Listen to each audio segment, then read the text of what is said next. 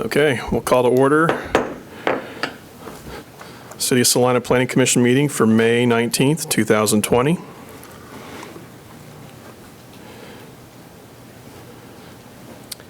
As far as roll call, we have Derek Bernhardt, who called in and said he would not be able to attend today, and it looks like we have Commissioners Jackson and Eisenhower who are absent at this time.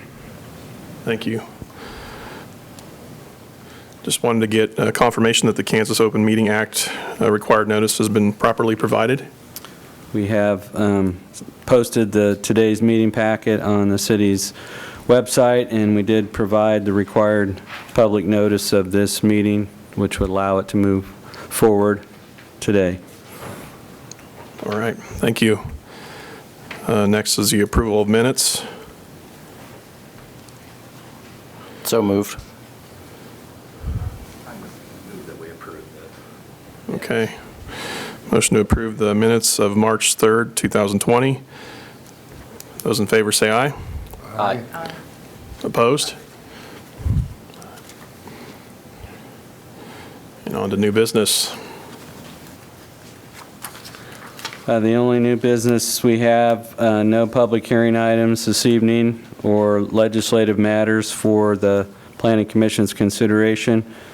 We do have an administrative item under 3.1, and that is application 20-11A, and it's filed by Compro Realty on behalf of ADLP Southgate LLC, who is the owner of the Southgate Plaza Shopping Center. They are before you requesting approval of a replat of lots 1 through 3 and 7 of Block 4 of the Shalimar Plaza Edition in order to divide the Southgate Plaza into 4 ownership tracts. The replat area is what's commonly referred to as the Southgate Plaza Shopping Center, and that is located on the west side of South Ohio Street between Albert Avenue and Buckeye Avenue. Before I go any further into our report, we just want to let the viewing audience know that for the foreseeable future, Planning Commission meetings will take place via telephone conference. You can view the meetings on Access TV either through Cox Cable Channel 20 or online at www.salinatv.org or on the Cities of Salina's YouTube channel. In order for someone to participate in today's meeting, they will need to dial 785-621-0800 and enter the participant code, which is 782-956, followed by the pound sign. And if the speaker wishes to speak during the public comment portion, they need to dial *9 on their phone, and that will allow a line to be open for their comments to be heard. So for the foreseeable future, we are not going to be having applicants or interested citizens physically attend the meeting, so they will be able to view through those mechanisms that I outlined, and also to participate by phoning in to the meeting. And so to the item at hand, we have a property that's located on South Ohio Street that was formerly the site of a Dillon's grocery store. It was platted originally in 1958 as part of the Shalimar Plaza Edition. In the Dillons purchased the property in 1966, but they subsequently sold the large commercial lot, Lot 7, to a shopping center developer. The Southgate Center was constructed in 1970, and Dillons basically owned the entire block. They sold off 3 lots for housing on Lewis and retained ownership of 3 lots. So essentially the shopping center building was built by a shopping center developer, and the space was leased by Dillons. In 2003, Dillons made some major enhancements to the property, and we noticed that the property that was in the backside along Lewis had been zoned residential dating back to the 70s and had never been included in the commercial site. So the Planning Commission in 2005 approved an ordinance that rezoned the back lots from R2 residential to planned shopping center district with a number of limitations. And then following that action in 2012, Dillon's relocated to a new store on East Cloud Street, and the former Dillon space is now occupied by Planet Fitness. What the current owner would like to do is to further subdivide Lot 7 into 3 separate ownership tracts that then could be sold off to individual entities. Those entities would be Planet Fitness, Speakeasies, and a future buyer of the southern portion of the building. This plat's a little different from the standpoint that, similar to some residential developments, it's really more of a condominium type arrangement where the owners would be buying primarily the building footprint, and then the parking areas and other amenities would be owned in common for the benefit of all the users. And so we've got 5.3 acres here, be divided into 4 lots. Lot 1 is common area for parking and access. Lot 2 would encompass the space occupied by Planet Fitness. Proposed Lot 3 would encompass the remainder of the shopping center building. And there's a common wall between Planet Fitness and that building, and that would form the lot line. And then a building lot containing about 13,000 square feet would encompass the space occupied by Speakeasies. There is no minimum lot width, lot depth, or lot size requirements in C3 zoned areas, so we don't have to be concerned about that, but there is a requirement that all lots have frontage on an improved public street. And as proposed, Lot 3, which is the southern portion of the commercial building, would not have frontage on Buckeye. There would be a common area located between the edge of the building and Buckeye. And so you do have authority through Section 3610 of the subdivision regulations. If you find that there are particular hardships or practical difficulties resulting from strict compliance, you can approve a variation to a requirement. You can do that if you make findings based on the evidence presented in each specific case. On page 3 and 4, we have provided some possible findings that would support that variation request. The lack of frontage will not be detrimental to public health, safety, or welfare, or injurious to other properties in the neighborhood, because there will still be access from Buckeye Avenue for public and emergency vehicles from an existing access road that will substitute for street frontage. In terms of uniqueness of the conditions, this property owner is attempting a condominium type arrangement with all parking areas and driving aisles being common area.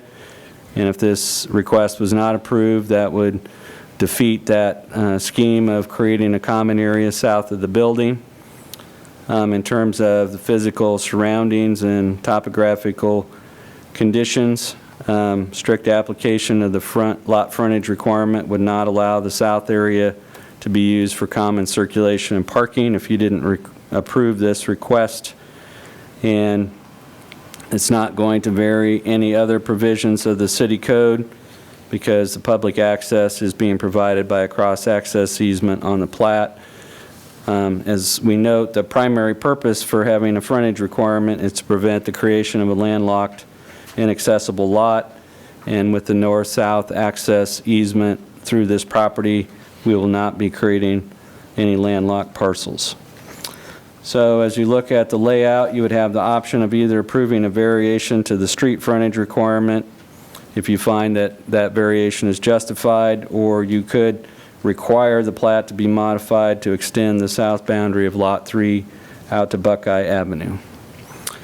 There are adequate utilities in place for utility service and fire protection.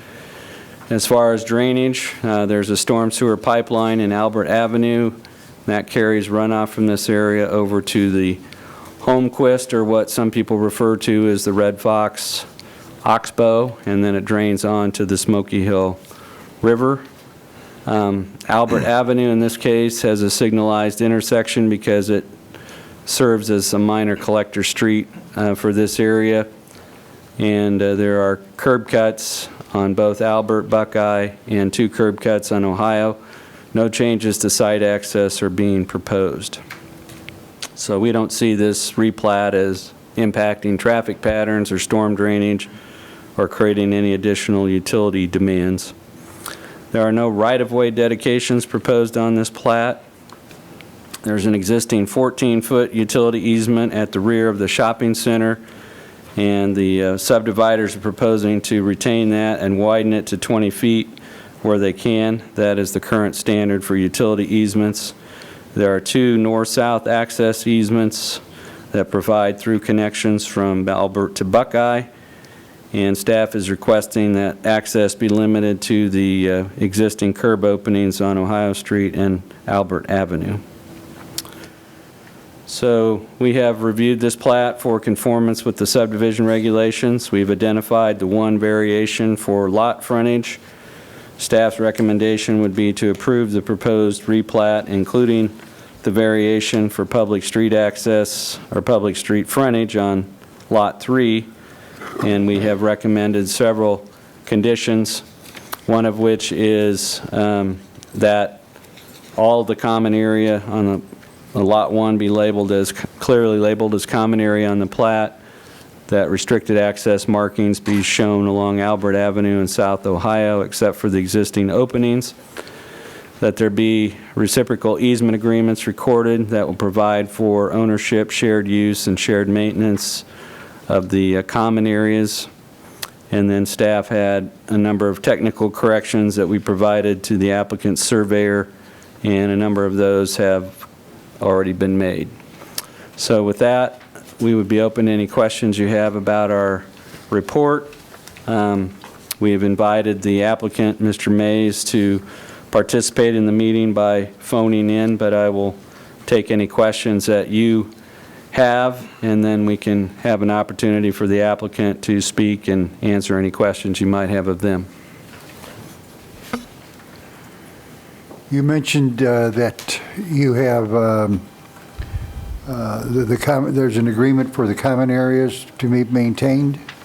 That will be a requirement that we will review and make sure is recorded, what we call reciprocal easement agreements that are binding on all the parties, and so that there's an entity that's responsible for maintaining the driving aisles, the parking lots, any other things, whether it's keeping the parking lot clean, striped, maintained. And so that's a fairly common arrangement where you have out at the Coles development, we have reciprocal easement agreements between Longhorns and Buffalo Wild Wings and Coles. We have a similar arrangement where Menards is located, where you have parking areas that are shared by multiple entities, and so you have a reciprocal easement agreement that spells out maintenance responsibilities. And should one of the tenants or owners, I guess, default, then who picks up the slack, and what kind of recourse is there?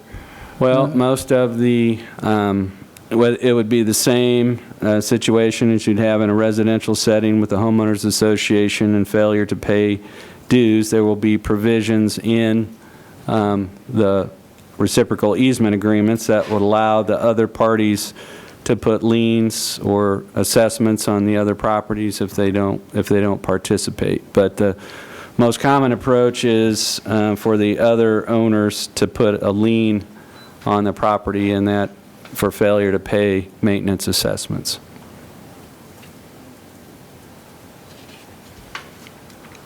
Any other questions? Just one clarification. So on the drawing where it shows the Southgate Plaza addition, on the west side of that, of Lot 2 and Lot 3, I'm assuming that's all considered part of Lot 1 also then?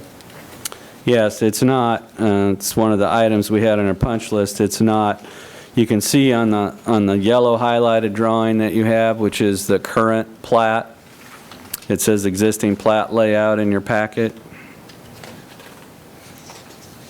Yep. It's labeled as lots 1, 2, and 3. Those are individual platted lots today.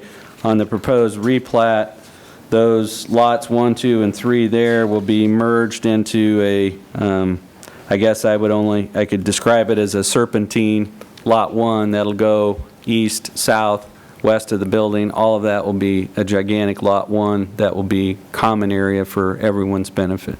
Okay. And isn't there a liquor store or an old liquor store on the north side of Planet Fitness?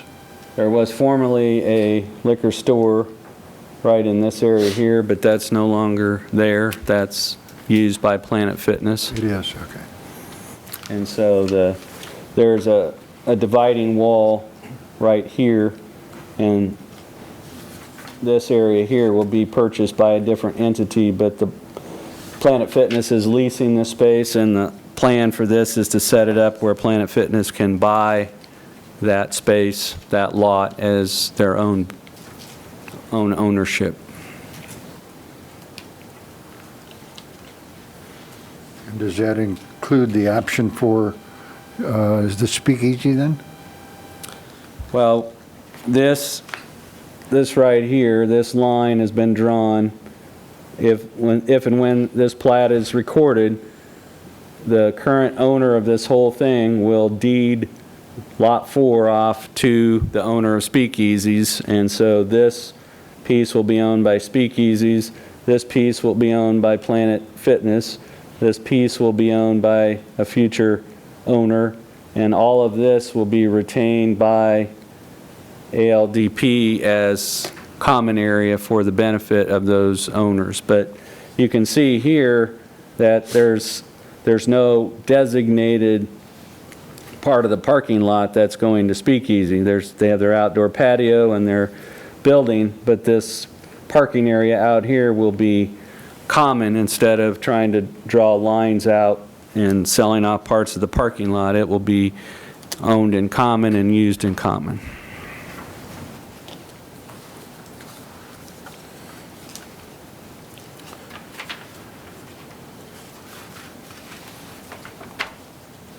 So is the applicant going to make comments, or is that an option at this point? Mr. Mays is in on the conference call. Okay. And if he would like to speak, if you feel it's his turn to speak, he can dial *9 and we can bring him in to speak. So *9 is his number if you're ready for that. I think we're ready for that. Can you repeat what I said? I don't have a mic, so that other people Yeah. can hear.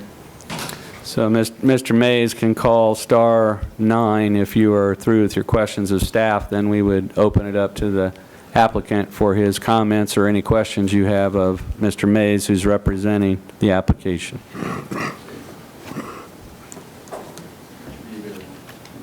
Mr. Mays? Yes, good afternoon, Mr. Chairman and Commissioners. Thank you for your time and getting together under these unusual circumstances. I really don't have a lot. As usual, staff did an awesome job in their representation. I did make a few notes as questions came out.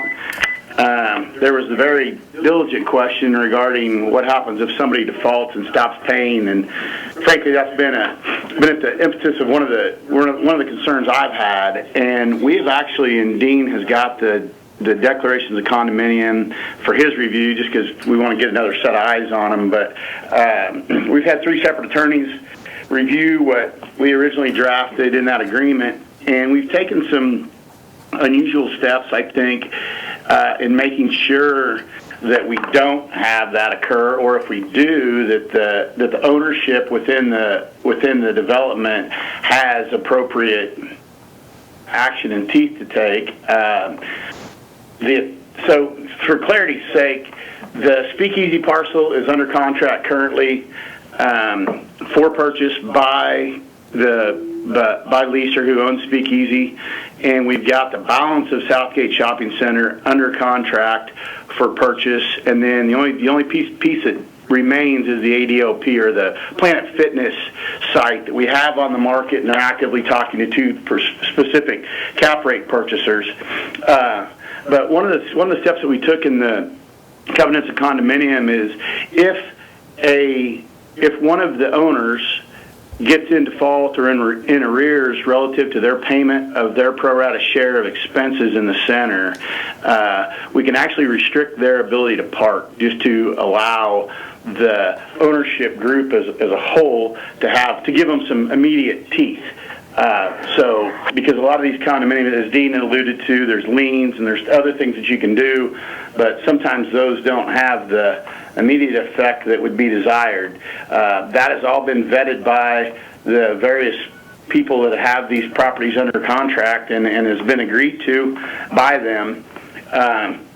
One way that I explained it to one of the buyers of looking at the Planet Fitness the other day is essentially this is going to operate almost identical to how it operates today for the various tenants, in that the anticipation is we'll have a management company.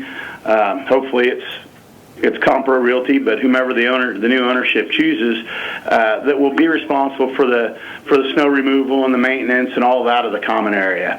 And the owners will get triple net charges, if you will, essentially just exactly like they do today for their pro rata share of real estate taxes, insurance, liability insurance for the entire center, and then also all the common area maintenance expenses, which include, as I indicated, snow removal, landscaping, any deferred maintenance, parking lot striping, parking lot lighting, etc. So the plan is that there would be an entity that would provide them, and that's exactly how it functions today, only they don't own, they lease. So that's how we see it going forward. But we did make provisions in the condominiums or declarations of condominium to allow the non-defaulting parties within the partnership to be able to take some pretty significant immediate action if we have a defaulting party. One thing that I don't know was covered, and so Lot 1 will be owned by Southgate Plaza LLC, an entity that we've created or in the process of creating. And each one of the three owners, the speakeasy owner, the balance of the space, the owner that's buying that, and then they will all own a share of that LLC in common. And part of the reason we did that was to make sure if we would have drawn lines, for instance, if we would have split the party wall that splits the balance of the center and the Planet Fitness and just said the Planet Fitness owner owns everything out to Ohio and kind of split it up that way, but did it all through cross-access easement and maintenance agreements, we were concerned that if I had fee simple title to my portion of the parking lot, that I could go out there and unilaterally decide to put up an ATM or fill in the blank, whatever that might be out in the parking lot that would work in the detriment of the rest of the group. So we felt it best that all the common area be owned in common in a separate entity so that no one could act unilaterally and do that. It takes 2/3 of a vote to make any changes to the declarations of the covenant. I mean, it's a living and breathing document that they can control in the future, but one party can't control. One group couldn't go out and take action that would have a negative impact on the overall common area. And Dean, my only other comment that I have, and then I'd be happy to answer any other questions, but that liquor store space is actually covered under as Dean alluded to, it's part of the Planet Fitness lease. So it will be sold and conveyed as part of that Planet Fitness transaction when we get that done. Other than that, that's all I had to add to the staff report, and happy to answer any other questions you may have. Does anyone have any questions? Thank you, Mr. Mays. We appreciate your time.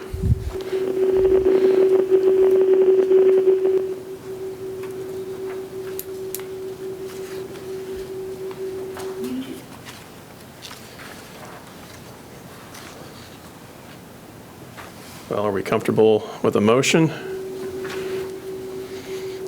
Or I guess we need to wait for some Pardon me, this format's kind of thrown me a little bit. Yeah. I guess public We would comments. see if there's any other public comment that wants to call in.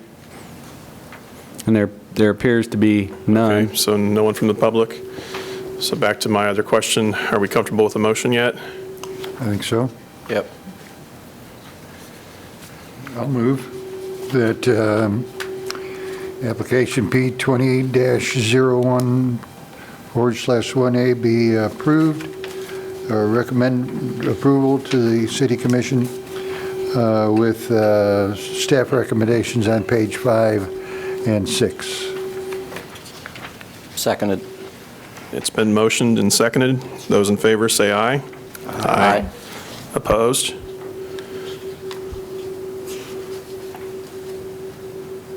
Okay, we have the motion to approve that passes 5-0. You guys may need to make that. You may need to make that motion again.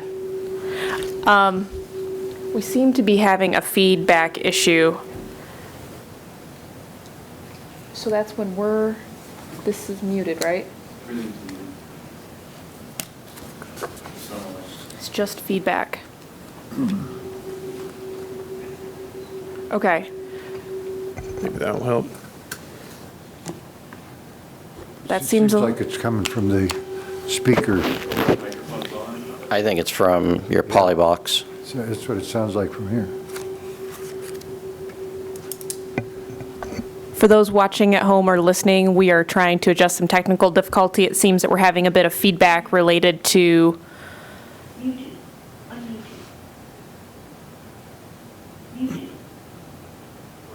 I think that should work. There we go. No, it just started going again. I know. It stopped. All the way, the volume turned down and muted. So,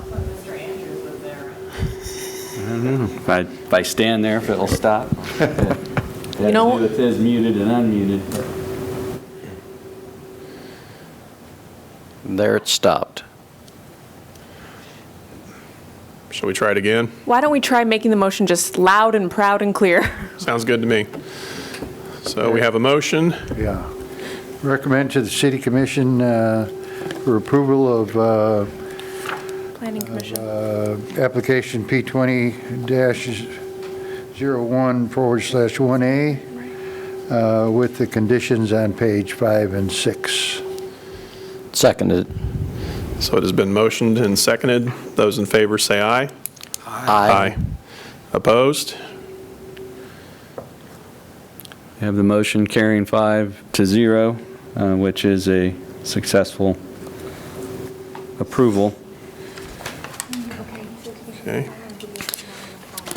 As far as preliminary discussion items, we have none. As far as unfinished, or other business, I would point out that the City Commission last night approved an adjusted meeting schedule, and that adjusted meeting schedule calls for reducing the Planning Commission schedule to once a month, the first Tuesday, instead of 2 times a month. And part of that is, it's not necessarily case load related, but part of it is staffing related, and the fact that our offices are not open on Fridays, which shortens our weeks and has adjust how we do our packets and get them out to you. There is a potential for meeting once a month to potentially have more items or longer agendas, but it will be a trade-off by having once a month. In Mr. Olson's case, he still gets twice a month because he is your representative on the Board of Zoning Appeals. They will meet once a month. Design Review Board will be reduced to once a month, and then that's the Downtown Design Review Board, and the Heritage Commission will continue to meet as needed. But I have in front of Margie over there, we have revised schedules and the resolution that the City Commission approved last night. And in that regard, the first Tuesday of June is June 2nd. And on that June 2nd agenda, we will have the rezoning request, the modified to a planned development district for the former Lowell School and former Salina Christian Academy, a rezoning request filed by Mr. Joe Hill over on Reynolds, where he built a new duplex. And then we have the proposed replat for the Grand Prairie Phase 3 area coming back to you at the June 2nd meeting. And then the next meeting after that will occur in July. So again, there are handouts over on that table you can grab that has that revised schedule and the resolution from the City Commission, but that is our plan for the rest of the 2020 year, is to have us meet once a month. And we're seeing some, especially smaller projects, decks, patios, garages, swimming pools, things like that. There's an uptick in those kinds of activities, but remains to be seen about some of the bigger picture zoning or subdivision plats. But for now, unless we have a need for to call a special meeting, we will meet on the first Tuesday of each month. So I don't know if anybody has any questions on the adjusted schedule, or Lauren may want to weigh in on the adjusted schedule. So I think I just wanted to add a couple things. Is one, we will learn about this feedback thing and make sure that doesn't happen at the next meeting. This is why we started simple. Two, everybody, this is Margie Long. Margie, this is the Planning Commission. Margie is our new Crystal. Crystal has taken a new position, out doing her own exciting thing, and Margie is here to kind of help keep us together. So if you see emails from her, that's why she is sending you emails. And so if you're not going to be at meetings, things like that, please email Margie or the All Planning email address. And then also, you'll see in the blue sheet that went to the City Commission last night, but just so that you're aware, whether you have applicants talk to you or citizens, things like that, our staff of 20 via the shared work program and furloughing, dealing with COVID and budgetary restrictions, we're about down 2/3 of our staff. So that 1/3 of them are either at home furloughed or those are positions not fully filled. For many of you that know Sue Klein, in our office for years, Sue's also retired, all during stay-at-home work order. So it's been an exciting time, but everybody's been champs, and we're working as hard as we can. Of those that are still in the office, most are working a 3-day, or a handful of us working 4 days a week, and then the office is closed on Fridays. Basically, City Hall is closed on Fridays. So we're just trying to stay on top of permits and those types of issues as much as we can. And we really haven't had anything slip past our turnaround times, particularly for building permits. And Dean's been a trooper, and Dustin just trying to kind of take things as they come in. And the development and planning issues are starting to ramp up. We had quite a few questions over the stay-at-home order, but no real action taking. I think from an investment point of view, people were just trying to kind of look at where things were at and where they were going. We do have a lot of pool permits right now. No big shock. And but we are keeping busy, and everybody's just keeping positive, and we're using our web-based resources as much as possible. So if you have people kind of complaining that, oh, I got to get that permit in, please use Llama. Go to our web-based permitting portal. It's a much faster way to get that taken care of if you don't want to come into City Hall because COVID concerns and health-related issues. You can do all your application, you can do all your payments right there on Llama and not have to come into the city. So just kind of throw those out there, and if you've got any questions as we go through the next year, our work plan, all employees are on slightly different schedules, but quite a few of them go right till the end of the year. So that's why when we say December 31st of the year, that's really when most of our employees will be back to a 40-hour, 5-day-a-week schedule.